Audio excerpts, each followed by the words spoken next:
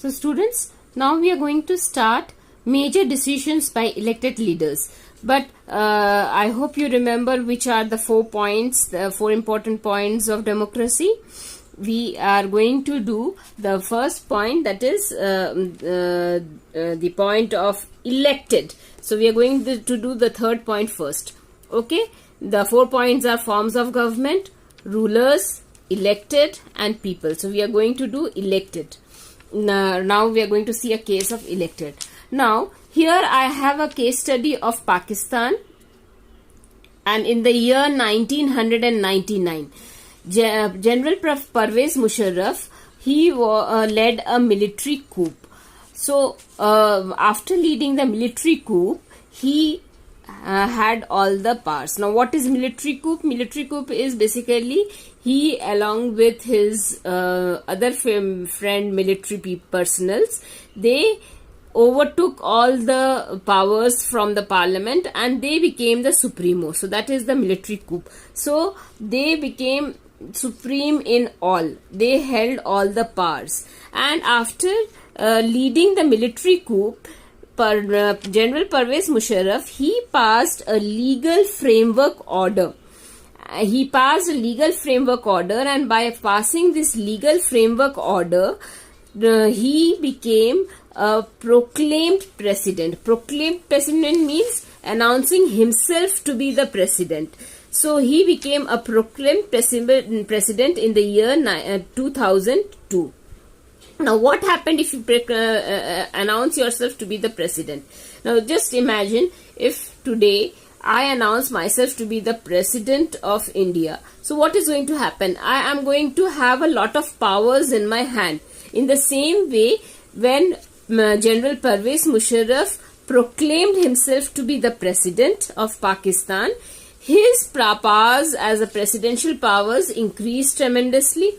Now when his presidential powers increased, he conducted a referendum. Now what is a referendum? Referendum is basically a voting which is done in the form of yes or no. For example, if I want to take a voting on the Kashmir issue today, and I will place the things in such a way that if I go and ask the Pakistani people, do you want Kashmir to be a part of Pakistan? So what should be your answer? He or she will be saying yes, yes. So he passed a referendum, and he in such a way that he got an answer to the referendum as yes. And when he got an answer yes, he granted himself an extension of 5 years. So you can see that he is trying to show, Pervez Musharraf tried to show Pakistan as well as the whole world that everything is happening according to the laws. So everything is legitimate permission. He is trying to show that everything is done by legitimate permission. But was that actually a legal permission with a legal permission in a correct way? No. Things were not. Now you are conducting a military coup and then taking powers from the parliament, and you are becoming the supremo. So that is definitely not a correct way of working. Now when he was considered, he proclaimed himself to be the president of Pakistan. He got an extension of 5 years. Obviously these things were not accepted by many people. The Human Rights Commission, media and few NGOs, they opposed the malpractice of the president. So they stood against the president and his military rule in Pakistan.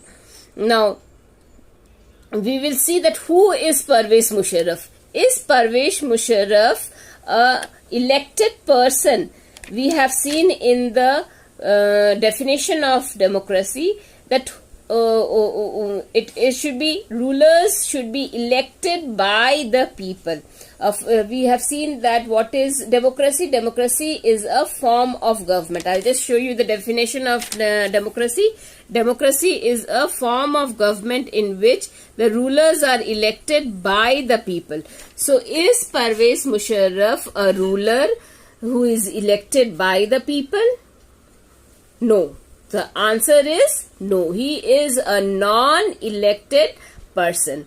Now, when Pervez Musharraf became the president, he became the proclaimed president. What did he do? He amended the constitution of Pakistan. So first thing is, he just amended the constitution. So whatever rules are there in that constitution is now no longer valid. So until unless the constitution is amended, you can still act according to the rules. But now, since the constitution has been amended, the constitution has been removed, so rules don't exist. So now whatever rule is there is the rule of the military. So after amending the constitution, what did he do? He dismissed the National Assembly and the Provisional Assembly. Now, what is the National Assembly? National Assembly is like a parliament that we have in India. So, in India, we have a parliament in the center.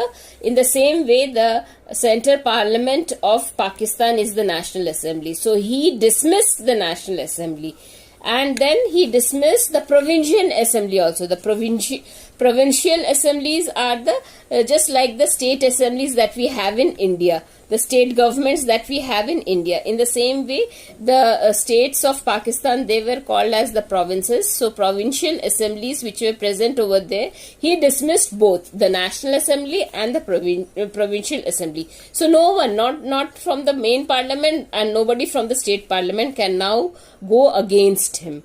So, and remember, these people, these National Assembly, members of National Assembly and the members of the Provincial Assembly, both were elected. They were elected by the people. So, a non-elected person is now removing the elected person. Now, is this any way correct?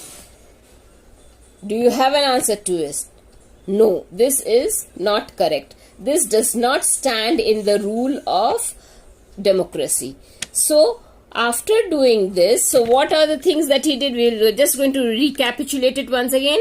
Now, he, after becoming the president, he amended the constitution, number 1. Number 2, he dismissed the national and the provincial assembly. Number 3, he started fill the own people in the National Security Council. Now, what is this National Security Council? Is the National Security Council was a council that was made of military people only. So, he started filling his own people in this National Security Council, which is actually a military council.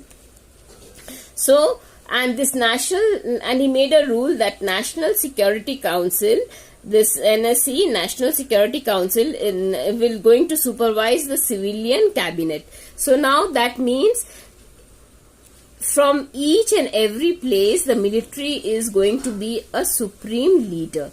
The military will rule with all the powers and there will be no one to oppose it. So this is the case of Pakistan. Now, do you think that this was all and this was given the name that it was done under the legitimate permission? Do you think that Pakistan followed the rules of democracy? Obviously the answer is no. So this brings us to the first feature of democracy. What is the first feature of democracy? That the final decision making power, must rest in those elected by the people. So the power should rest within those people's hand, those who are elected by the people, not by people who are not elected. It should rest with people who are elected by the people. So you see how important this word elected is. Okay? So this is one case that we have seen where the word elected has been misused in the case of